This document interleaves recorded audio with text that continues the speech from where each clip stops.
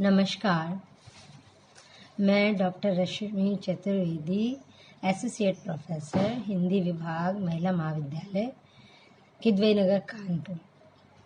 आज हम लोग सुमित्रानंदन पंत की कविता मौन निमंत्रण, इसका भावार्थ बताएंगे आपको। मौन निमंत्रण 1923 में प्रकाशित हुई थी और ये पूरी तरह से प्रकृति पर आधारित कविता है। प्रकृति के सौंदर्य का वर्णन पंत जी ने बहुत ही सुंदर ढंग से किया है। उन्होंने लिखा कि स्तब्ध ज्योत्सना में संसार चकित रहता, शिशु सा नादान, विश्व के पलकों पर सुकुमार विचरते हैं जब स्वप्न अजान।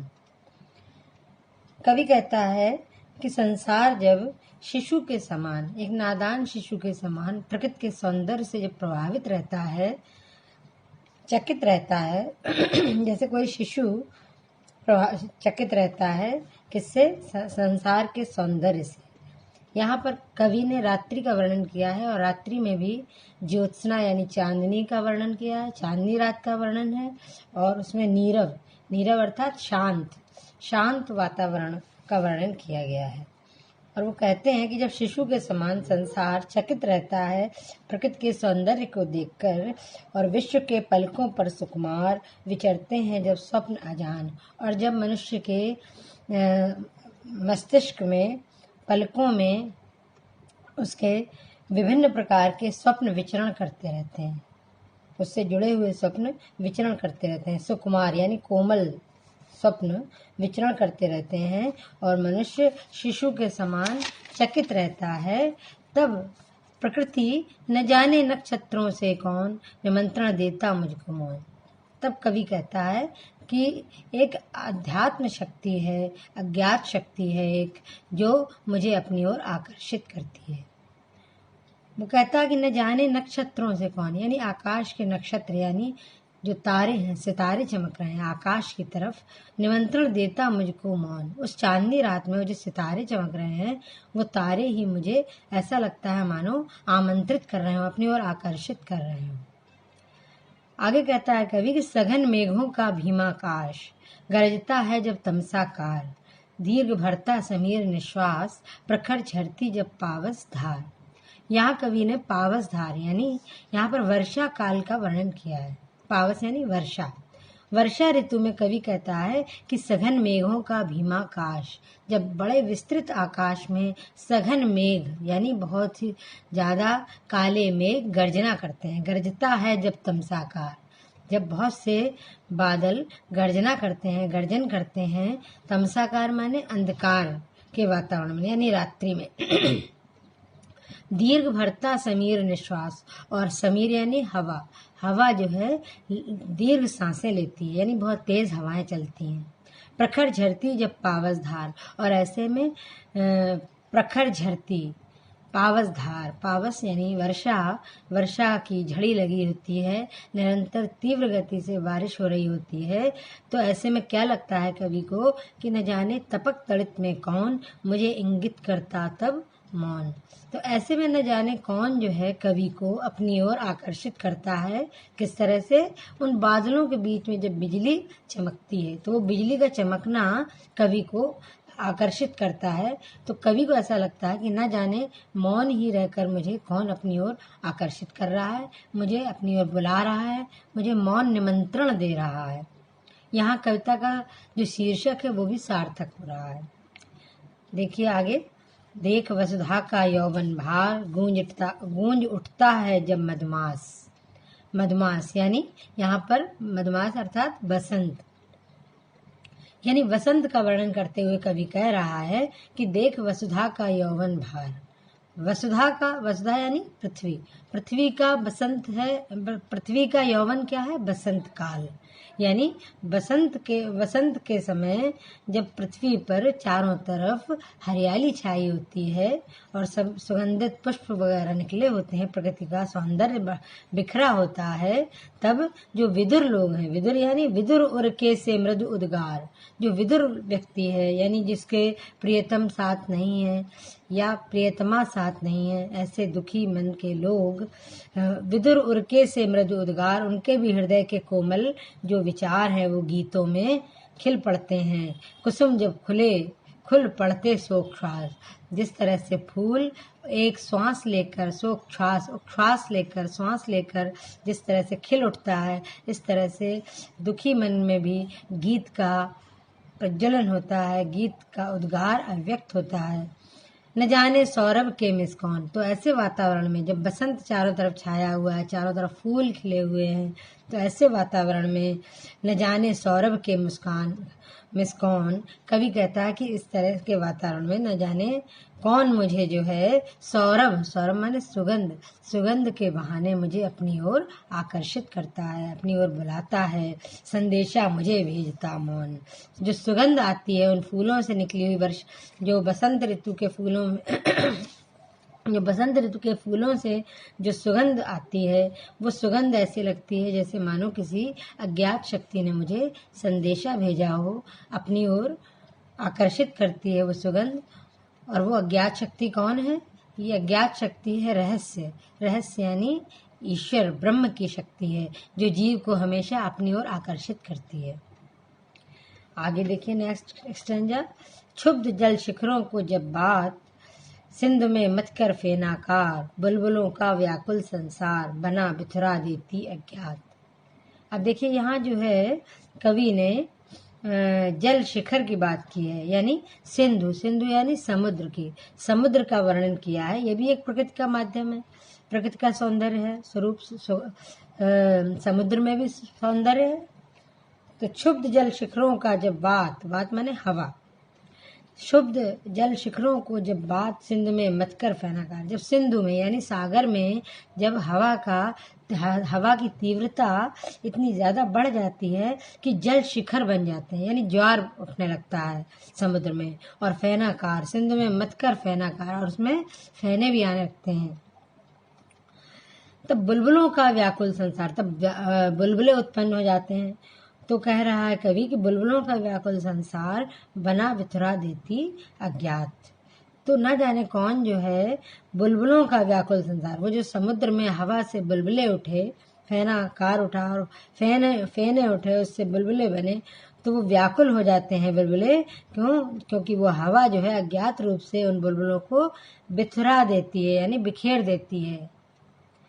ऐसे में कवि कहता है कि उठा तब लहरों से कर कौन।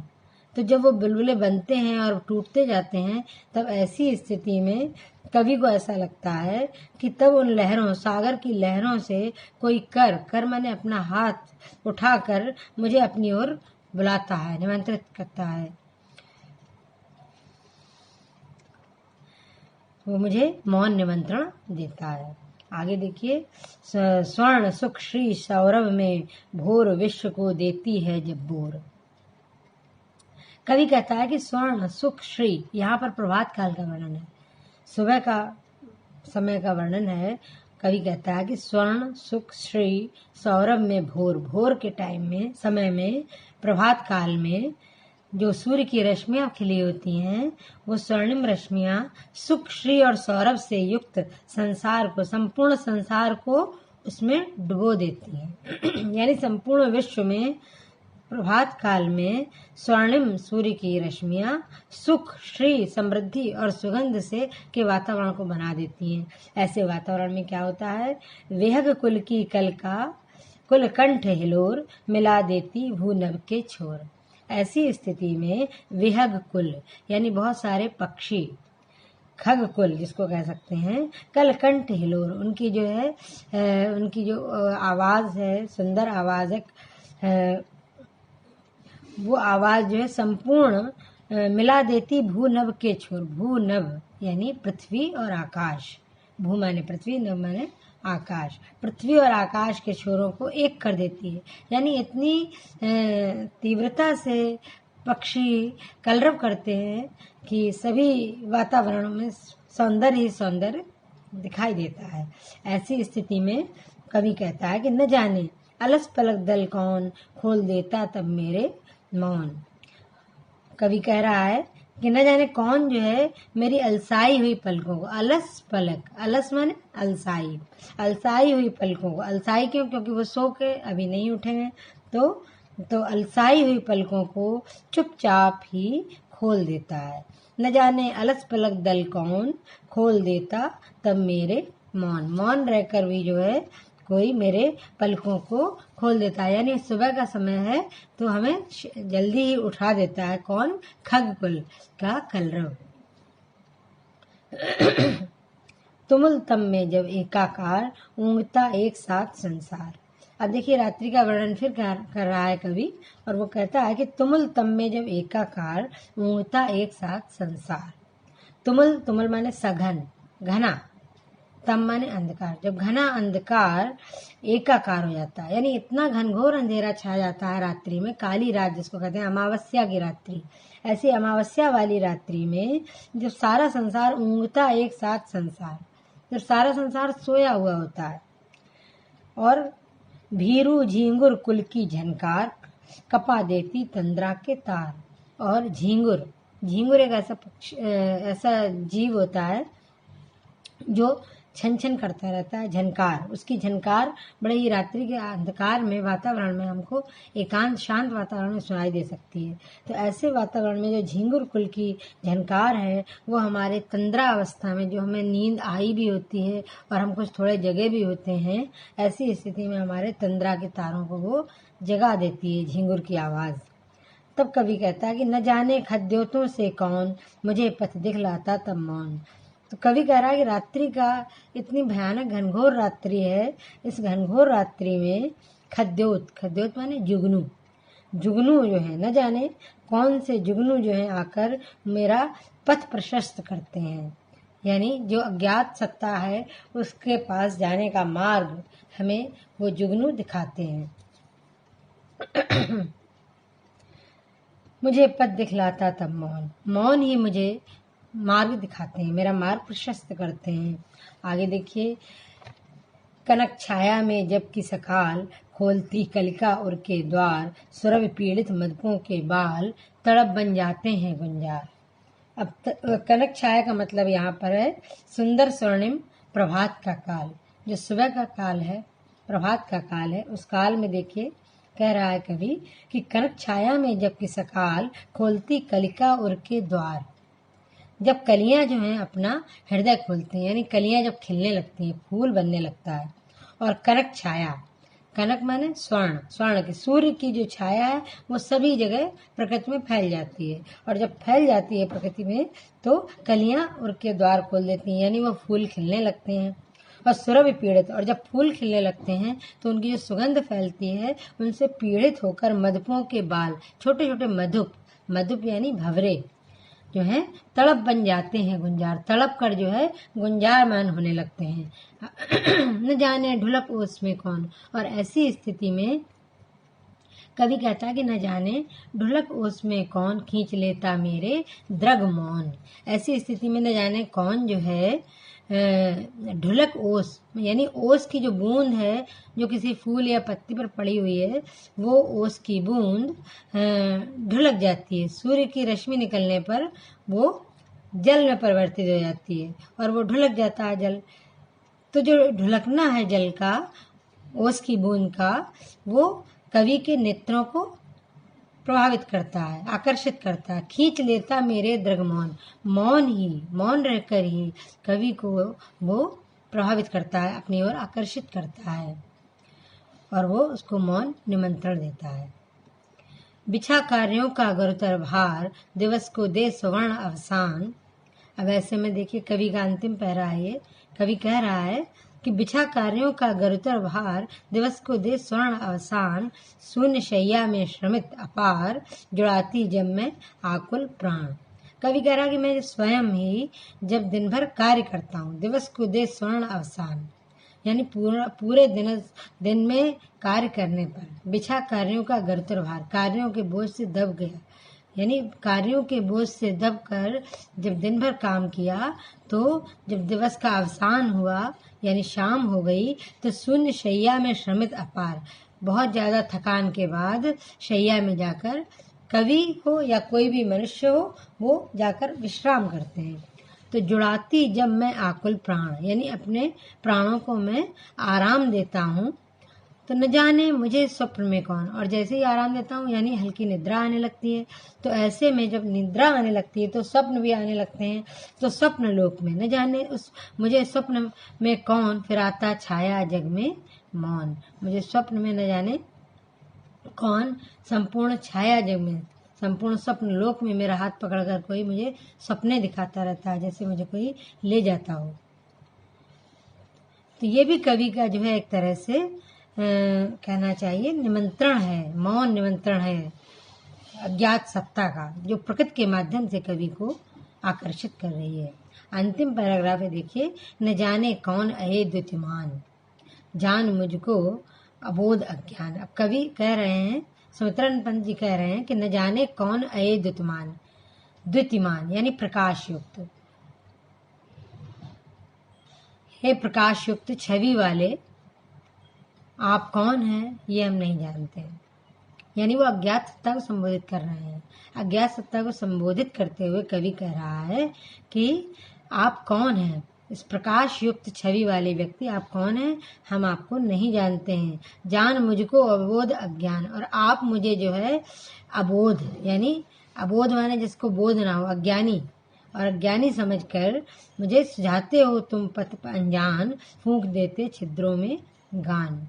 मुझे अबोध अज्ञानी समझकर आप मुझे मेरा मार्ग प्रशस्त करते हैं, सुझाते हो तुम पथ अनजान। वो मार्ग जो अनजान मार्ग है मेरे लिए, उस मार्ग को पर चलने के लिए मुझे आप प्रेरित करते हैं, मेरा मार्ग प्रशस्त करते हैं, फूंक देते छिद्रों में गान, और मेरे रोम रोम में जो है प्रेम का गीत भर देते हैं। यानी मेरे हृदय में प्रकृति के प्रति, अज्ञात सत्ता के प्रति, ईश्वर के प्रति, ब्रह्म के प्रति एक अज्ञात रूप से प्रेम के प्रति आकर्षण भर देते हैं। अहे सुख दुख के सहचर मौन, कवि कहता है अंतिम पंक्तियां कि आप मेरे सुख और दुख के सहयोगी हैं, सहचर हैं, साथ चलने वाले हैं। मौन ही रहकर साथ चलते हैं आप, नहीं कह सकती तुम हो कौन। लेकिन मैं ये नहीं कह सकता हूँ कि आप कौन हैं, क्योंकि मैं आपको अच्छी तरह जान ही नहीं सकता हूँ।